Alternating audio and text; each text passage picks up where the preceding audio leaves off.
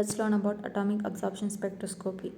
Introduction. Atomic absorption spectroscopy is a very common technique for detecting metals and metalloids in the sample. It is very reliable and simple to use. It can analyze over 62 elements. It also measures the concentration of metal in the sample. History. The first atomic absorption spectrometer was built by CSIRO scientist Alan Walsh in 1954. The elements detectable by atomic absorption are highlighted in the pink color in the periodic table. Principle. This technique uses basically the principle that free atoms generated in an atomizer can absorb radiation at a specific frequency. Atomic absorption spectroscopy quantifies the absorption of a ground state atom in the gaseous state. The atom absorbs ultraviolet or visible light and make transition to higher electronic energy level. The analyte concentration is determined from the amount of absorption. The concentration measurements are usually determined from a working car after calibrating the instrument with the standards of known concentration.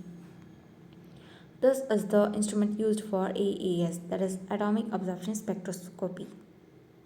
Schematic diagram of AAS, which consists of allocathode lamp, flame, a nebulizer, a test solution, a monochromator, detector, and a data processor. The test solution is in a liquid form which converts into a mist or aerosol when it just passed to the nebulizer. From the nebulizer, the particle which convert to aerosol are introduced into the flame. In the flame itself, the analytical particle just convert into a gaseous atom. That atomizer we use as a flame atomizer. And from the allocathode lamp, the radiation is directed towards the flame. The monochromator basically absorbs a particular wavelength which was absorbed by a sample and ignoring all other wavelength.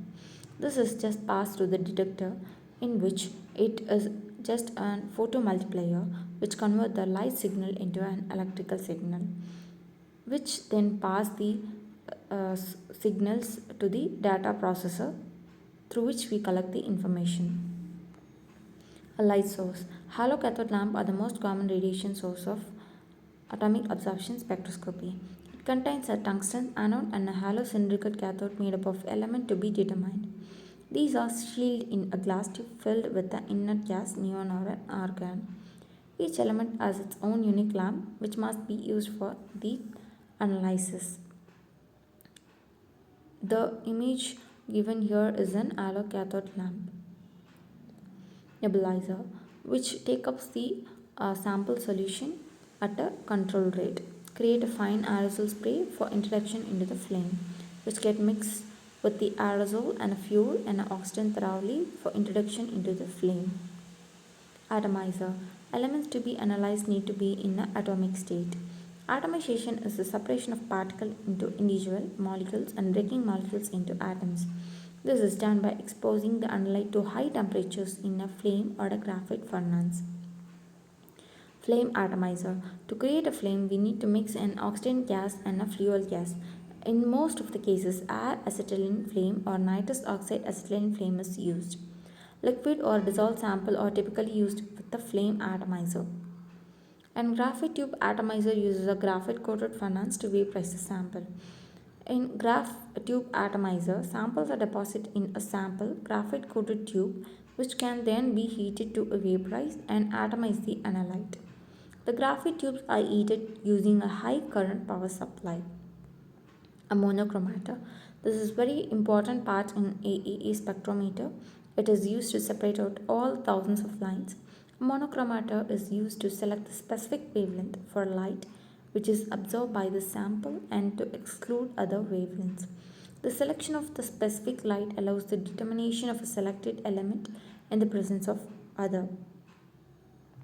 Detector. The light selected by the monochromator is directed on a detector, that is typically a photomultiplier tube, whose function is to convert the light signal into an electrical signal which is proportional to the light intensity. The process of electrical signals is fulfilled by a signal amplifier. The signal could displayed for readout or further fed into a data station for printout by the requested format. Application. This is used for the determination of even a small amount of metals such as lead, mercury, calcium, and magnesium, which also helps in the environmental studies such as drinking water, ocean water, and soil. Other application is used in the food industry and a paramedical industry. Thank you.